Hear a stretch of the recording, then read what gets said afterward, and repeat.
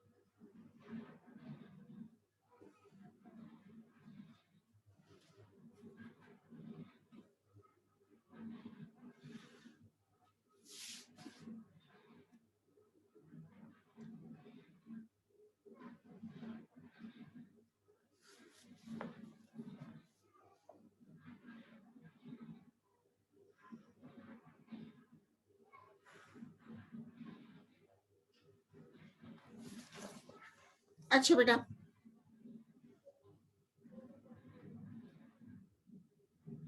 गरिमा चौधरी, खुशबू तिवारी देख लेते हैं, 1-2 मिनट और देखते हैं बेटा। आज तो 2 ही जने आए हो अभी। आज कॉलेज गए थे सब, जिसलिए। कॉलेज देर से हुई थी बेटा। गरिमा कितनी देर में हुई थी बेटा? मैम आज कॉलेज गए थे ना सब, इसलिए। अच्छा अच्छा, कॉलेज में क्या हुआ बेटा? गरिमा गरिमा बोल रहे हो क्या बेटा? यस मैम, तो प्रैक्टिकल क्या किया था अच्छा, कौन सा प्रैक्टिकल किया गरिमा आज? जूलॉजी में। जूलॉजी में कौन सा प्रैक्टिकल किया?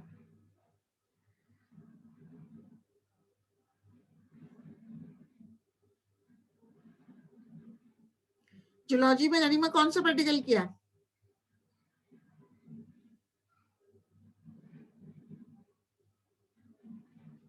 नाम नहीं ध्यान आ रहा प्रैक्टिकल का? Yes ma'am. कौन सा किया? Blood group. Blood group.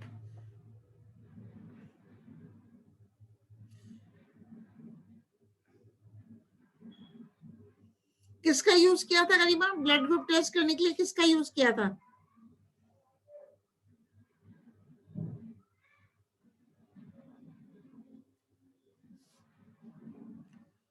Haemocytometer का यूज किया था? यस हीमोसाइटो मैम, अच्छा अच्छा, हीमोसाइटोमीटर। हीमोसाइटोमीटर।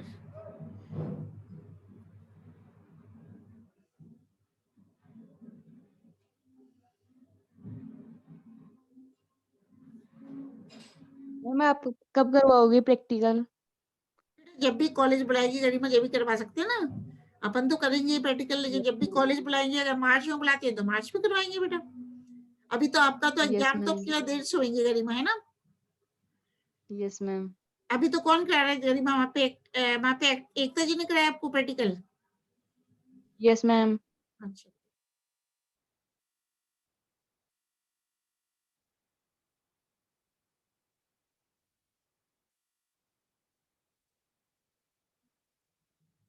चलो अपन स्टार्ट कर देते हैं, है ना? हाँ, कोमल चौधरी भी आ गई अभी। कोमल चौधरी को एडमिट करके, गरिमा चौधरी, खुशबू तिवारी, कोमल चौधरी। ठीक है। तो मतलब क्या है? विभिन्न प्रकार के आरएनए को दो श्रेणियों में बांटा गया है। कौन कौन से आरएनए हैं? जेनेटिक आरएनए, आनुवांशिक आरएनए व नॉन जेनेटिक आरएनए। अनु आनुवांशिक आरएनए व नॉन जेनेटिक आरएनए। तो जेनेटिक आरएनए, आनुवांशिक आरएनए के बारे में बात करते हैं। तो प्लांट वायरसेस एवं कुछ एनिमल वायरसेस में तथा इसके साथ ही अनेक जीवाणु भोजियों में, बैक्टीरियोफेजेस में भी आरएनए एकमात्र आनुवंशिक पदार्थ होता है। तो ऐसा डीएनए की अनुपस्थिति के कारण हो सकता है यह जेनेटिक आरएनए सिंगल स्ट्रैंडेड होता है या डबल स्ट्रैंडेड भी हो सकता है। तो डबल स्ट्रैंडेड आरएनए में नाइट्रोजनी क्षारक डीएनए के समान ही पेयर में, जोड़ों में पाए जाते हैं। अब अपन देखेंगे नॉन जेनेटिक आरएनए, मतलब वह सभी सजीव जिनमें आनुवंशिक पदार्थ के रूप में डीएनए पाया जाता है, वहां पृथक प्रकार का आरएनए मिलता है जो आनुवंशिक सूचनाएं संप्रेषित नहीं करता। इसे नॉन जेनेटिक आरएनए कहते हैं। और नॉन जेनेटिक आरएनए का संश्लेषण प्रत्यक्ष या अप्रत्यक्ष रूप से डीएनए टेम्पलेट के द्वारा होता है। तो बेटा नॉन जेनेटिक आरएनए का सिंथेसिस कैसे होता है? इसका संश्लेषण प्रत्यक्ष या अप्रत्यक्ष रूप से डीएनए टेम्पलेट के द्वारा होता है। और यह सदैव, मतलब नॉन जेनेटिक आरएनए सदैव सिंगल स्ट्रैंडेड होता है, एक रज्जुकी होता है। एवं नॉन जेनेटिक आरएनए का प्रमुख कार्य कोशिका में प्रोटीन संश्लेषण का होता है। मतलब नॉन जेनेटिक आरएनए क्या करता है? प्रोटीन सिंथेसिस में मदद करता है। और ये non genetic RNA single stranded होता है, मतलब एक रज्जुकी होता है। तो कार्य के आधार पर नॉन जेनेटिक आरएनए 3 प्रकार के पाए जाते हैं। मोनिका चौधरी भी आ गई। संदेश वाहक आरएनए क्या है? Messenger RNA. मैसेंजर आरएनए को क्या कहेंगे? संदेश वाहक आरएनए। सोनाक्षी भी आ गई। राइबोसोमल आरएनए, राइबोसोमल आरएनए, स्थानांतरण आरएनए, ट्रांसफर आरएनए, स्थानांतरण आरएनए, ट्रांसफर आरएनए। तो आरएनए 2 प्रकार के हैं, genetic RNA, non genetic RNA. मतलब जेनेटिक आरएनए अधिकतर पादप वायरसों एवं कुछ जंतु वायरसों में पाया जाता है तथा इनके सभी आनुवंशिक लक्षणों का नियंत्रण करता है। वह नॉन जेनेटिक आरएनए वायरसेस के अतिरिक्त सभी सजीवों में पाए जाने वाला आरएनए इसी वर्ग में आते हैं। तो नॉन जेनेटिक आरएनए कितने प्रकार के हैं बेटा? एक तो है संदेश वाहक आरएनए, राइबोसोमल आरएनए या स्थानांतरण आरएनए। अब मैं आपसे संक्षिप्त इसका विवरण करूंगी। मैसेंजर आरएनए, संदेश वाहक आरएनए।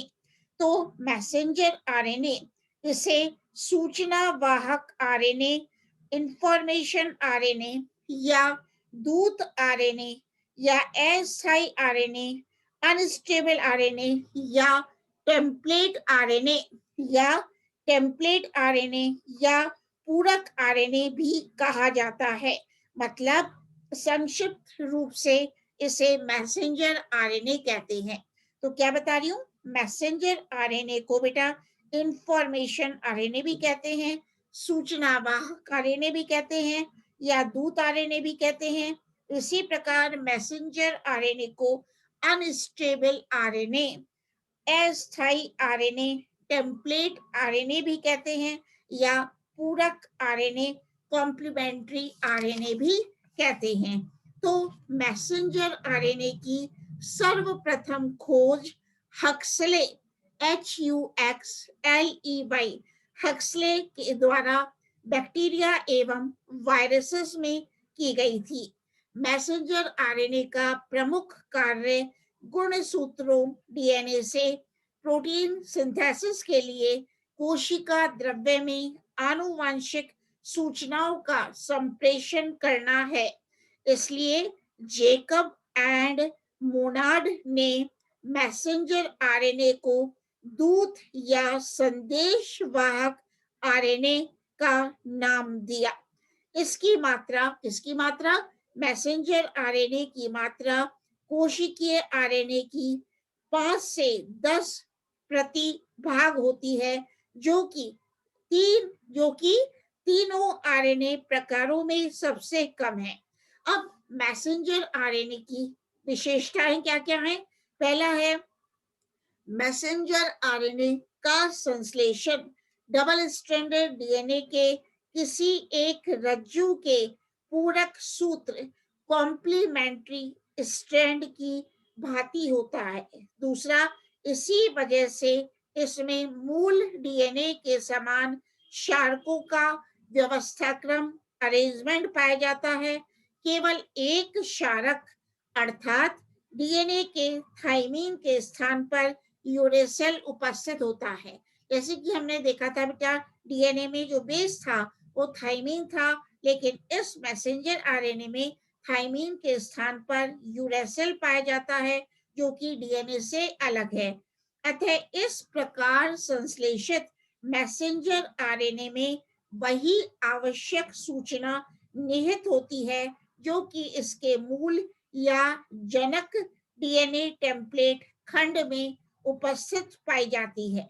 तीसरा है मैसेंजर आरएनए एमआरएनए संश्लेषण के तुरंत बाद केंद्रक से बाहर आके एमआरएनए संश्लेषण के फौरन बाद केंद्रक से बाहर आकर कोशिका द्रव्य में स्थानांतरित हो जाता है एवं कुछ निश्चित राइबोसोम्स पर इसके अणु एकत्र हो जाते हैं।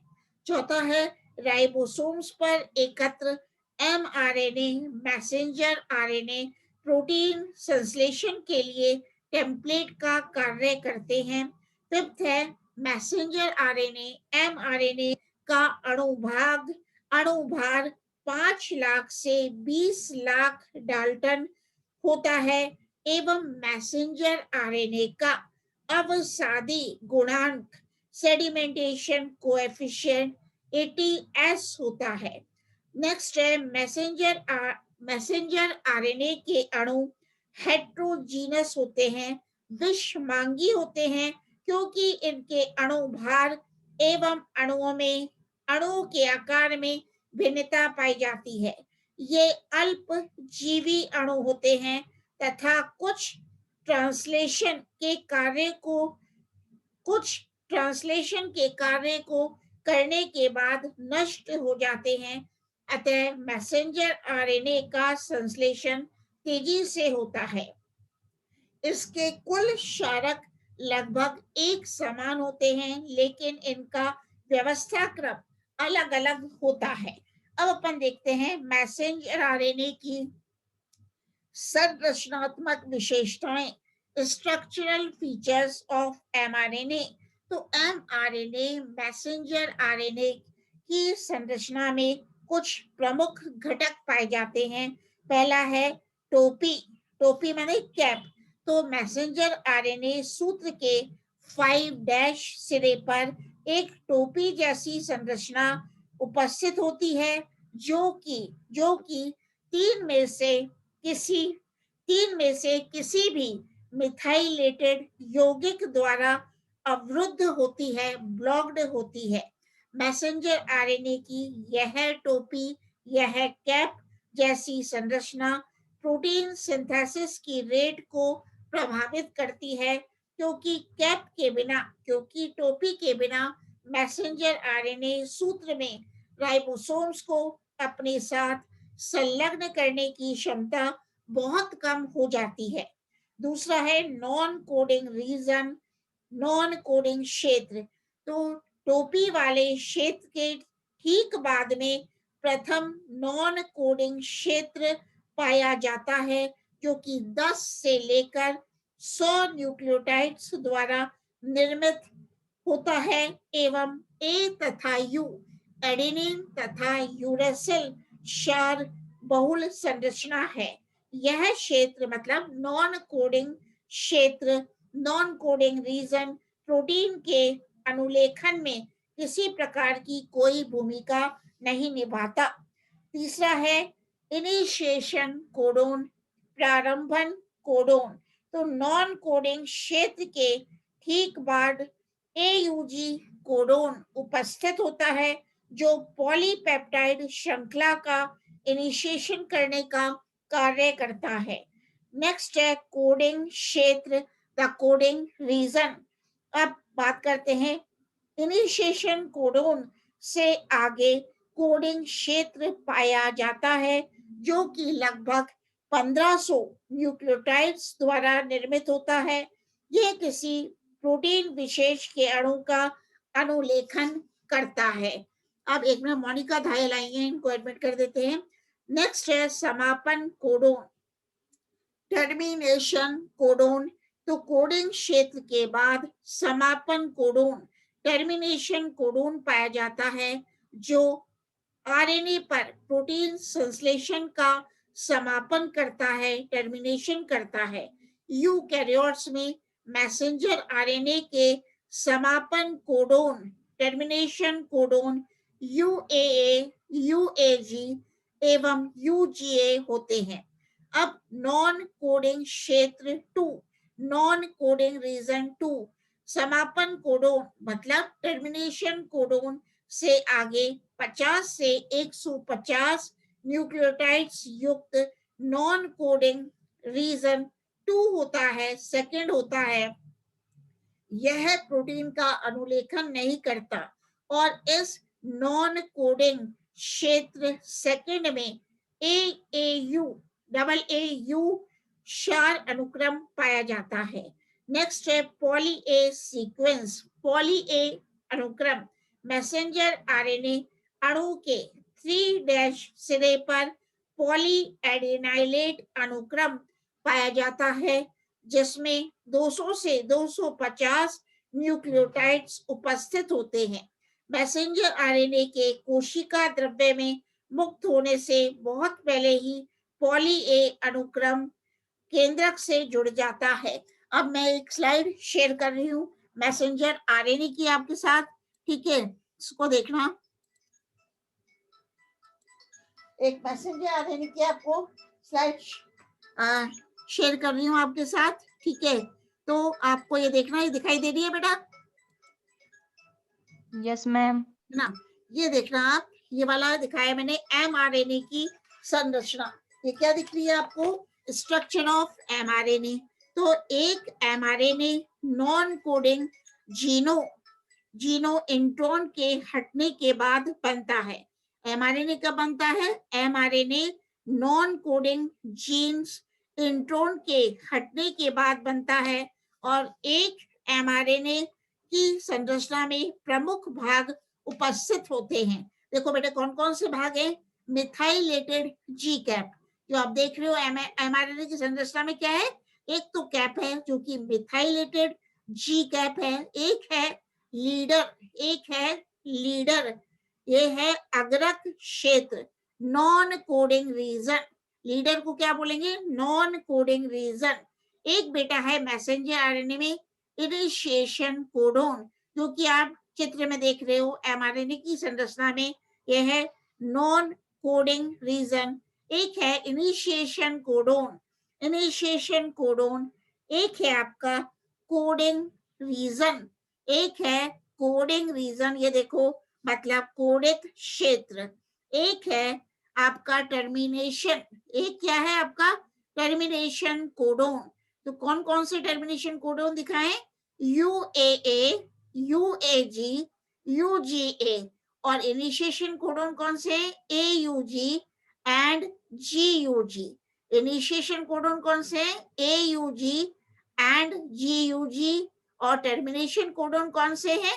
UAA, UAG, UGA। और एक है ट्रेलर, ये आप देख रहे हो एमआरएनए की संरचना में है ट्रेलर, ठीक है। अनुगामी क्षेत्र नॉन कोडिंग रीजन होता है ये भी। एक है poly A tail, poly A पुच्छ को देख रहे हो, पॉली ए टेल को भी आप देख रहे हो। तो यह सभी भाग एमआरएनए में 5' ये देख रहे हो 5' सिरे से 3' सिरे पर क्रम अनुसार उपस्थित रहते हैं। तो एमआरएनए की संरचना में आप कौन कौन से रीजन देखते हो? मिथाइलेटेड जी कैप, लीडर, नॉन कोडिंग अग्रग क्षेत्र, और इनिशिएशन कोडोन मतलब AUG एंड GUG। एक है टर्मिनेशन कोडोन, कौन कौन से हैं? UAA, UAG, UGA। एक है ट्रेलर नॉन कोडिंग रीजन, एक है पॉली ए टेल, ठीक है। तो इस प्रकार इसमें मतलब मैसेंजर आरएनए मैसेंजर आरएनए में एक लंबा कोडिंग जोन उपस्थित रहता है। ये देख रहे हो, मैसेंजर आरएनए में एक लंबा कोडिंग जोन उपस्थित रहता है, जिसे 5' सिरे पर, जिसके 5' सिरे पर इनिशिएशन कोडोन, ये देख रहे हो, जिसके 5' सिरे पर इनिशिएशन कोडोन AUG व GUG उपस्थित होते हैं, तथा इस मैसेंजर आरएनए के 3' सिरे की ओर अंतस्थ codon, termination codon UAA, UAG व UGA उपस्थित रहते हैं। तो इनिशिएशन कोडोन से 100 क्षारक लंबा पूर्व लैडर अग्रक, मतलब इनिशिएशन कोडोन से लैडर 5' सिरे की ओर व अंतस्थ स्थल के आगे की ओर ट्रेलर, ये देख रहे हो, अंतस्थ स्थल के आगे की ओर ट्रेलर रीजन स्थित रहता है। तो लीडर, ये देख रहे हो, लीडर मिथाइलेटेड जी कैप 5' सिरे की ओर व ट्रेलर 3' पर पॉली ए टेल द्वारा घिरी रहती है। तो ठीक है, अपन ने इसमें देखा एमआरएनए की संरचना, मतलब लीडर व, ये देख लो, लीडर व ट्रेलर क्षेत्र एमआरएनए के नॉन कोडिंग क्षेत्र होते हैं। इस प्रकार एमआरएनए की संरचना मिथाइलेटेड कैप से लेकर पॉली ए टेल तक होती है। जिसमें अपन ने देखा एमआरएनए की संरचना कैसी होती है। एमआरएनए की संरचना मिथाइलेटेड जी कैप से लेकर पॉली ए टेल तक होती है, और लीडर व ट्रेलर क्षेत्र एमआरएनए के नॉन कोडिंग रीजन होते हैं। ये देखो डायग्राम में क्या लिख रहा है, leader non coding region, trailer कैसा है, ये भी नॉन कोडिंग रीजन है। ठीक है, तो अपन क्या देख रहे हैं कि इनिशिएशन कोडोन से 100 क्षारक लंबा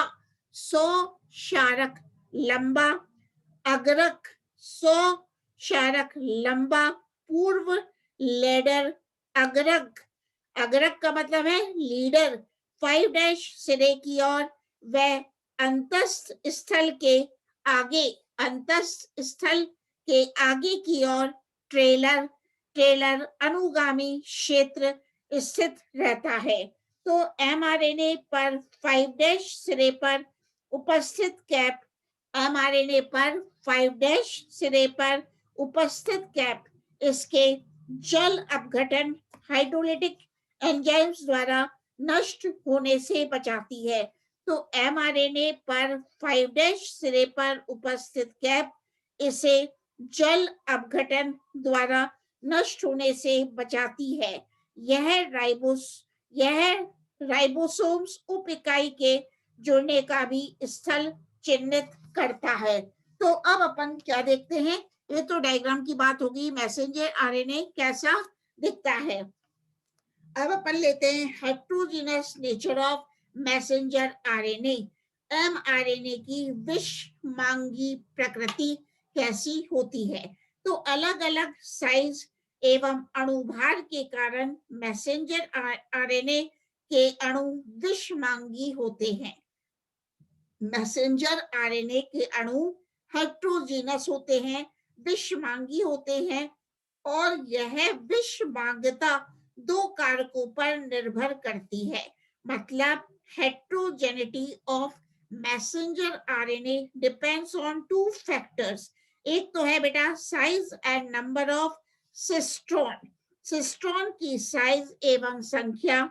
दूसरी है size of protein molecule, protein अणु की साइज। तो सिस्ट्रॉन अथवा विशिष्ट डीएनए खंडों की संख्या के आधार पर 2 प्रकार का एमआरएनए पाया जाता है। 2 प्रकार का एमआरएनए पाया जाता है। एक तो है मोनोसिस्टोनिक एमआरएनए, एक है पॉलीसिस्टोनिक एमआरएनए। एकल सिस्टोनिक या मोनोसिस्टोनिक एमआरएनए, दूसरा है बहुल सिस्टोनिक या पॉलीसिस्टोनिक एमआरएनए। तो अपन किसकी बात करते हैं? What is monocistronic mRNA? तो अधिकांश मैसेंजर आरएनए संरचनाओं में केवल एक सिस्टोन का कूट या कोडोन पाया जाता है। अतः इस प्रकार का मैसेंजर आरएनए प्रोटीन के केवल एक अणु का संश्लेषण कर सकता है। तो मोनोसिस्टोनिक एमआरएनए क्या होता है? यह एमआरएनए के केवल एक सिस्टोन युक्त होते हैं, अतः केवल एक प्रकार का प्रोटीन निर्मित करते हैं। मतलब एकल सिस्टोनिक एमआरएनए के बारे में बात कर रहे हैं, तो अधिकांश एमआरएनए संरचनाओं में केवल एक सिस्टोन का कूट या कोडोन पाया जाता है। अतः इस प्रकार का मैसेंजर आरएनए प्रोटीन के केवल एक अणु का संश्लेषण कर सकता है। अब दूसरा है पॉलीसिस्टोनिक एमआरएनए। तो इस प्रकार की एमआरएनए संरचनाओं में एक से अधिक प्रकार के सिस्टोन्स के कोडोन पास पास एक साथ पाए जाते हैं। अतः इस प्रकार का एमआरएनए एक से अधिक प्रोटीन के उपापचय का नियमन करने वाला मैसेंजर आरएनए इस श्रेणी का उपयुक्त उदाहरण है। तो इस प्रकार का मैसेंजर आरएनए एक से अधिक प्रोटीन के मेटाबॉलिज्म का नियमन करने वाला एमआरएनए इस श्रेणी का उपयुक्त उदाहरण है, जिसमें इस विशिष्ट प्रोटीन के संश्लेषण कोडोन भी पाए जाते हैं। अब बात करते हैं stability and life span of mRNA. MRNA messenger RNA का स्थायित्व एवं जीवन काल। तो कोशिका में उपलब्ध तीनों प्रकार के आरएनएज में मैसेंजर आरएनए सबसे कम मात्रा में पाया जाता है, अर्थात 5 से 10% हिस्से के रूप में ही मैसेंजर आरएनए पाया जाता है। मैसेंजर आरएनए की अल्पस्थायी प्रकृति इसका सबसे बड़ा कारण है, क्योंकि यह कुछ प्रेषण कार्य के बाद ही नष्ट हो जाता है। मतलब मैसेंजर आरएनए की अल्पस्थायी प्रकृति इसका सबसे बड़ा कारण है, क्योंकि यह कुछ प्रेषण कार्य के बाद ही नष्ट हो जाता है। इसी प्रकार राइबो न्यूक्लियस एंजाइम द्वारा विघटित हो जाने के बाद चारों प्रकार की न्यूक्लियोटाइड्स मैसेंजर आरएनए से पृथक हो जाती हैं, और ऐसी मान्यता है कि यूकैरियोटिक कोशिकाओं का मैसेंजर आरएनए प्रोकैरियोट्स में मेटाबॉलिक रूप से अधिक स्थायी होता है। अतः प्रोकैरियोटिक कोशिकाओं में मैसेंजर आरएनए का जीवन काल तुलनात्मक रूप से अत्यंत छोटा होता है। बैक्टीरिया में मैसेंजर आरएनए का जीवन काल की अवधि केवल 2 मिनट की ही होती है। मतलब बैक्टीरिया में मैसेंजर आरएनए का जीवन काल बहुत ही छोटा होता है। मतलब जीवन काल की अवधि बैक्टीरिया में केवल 2 मिनट की होती है, जबकि यूकैरियोटिक कोशिकाओं में मैसेंजर आरएनए के जीवन काल की अवधि 1 से 4 घंटे होती है एवं कभी-कभी कुछ दिनों तक का पाया जाता है। अब बात करते हैं biosynthesis of messenger RNA. Messenger RNA का जैव संश्लेषण। तो मैसेंजर आरएनए अणु सदैव एक रज्जुकी होता है। मैसेंजर आरएनए सिंगल स्ट्रैंडेड एवं प्राय एडेनिन, गुआनिन, साइटोसिन बाय यूरेसिल नामक क्षारों से बना होता है।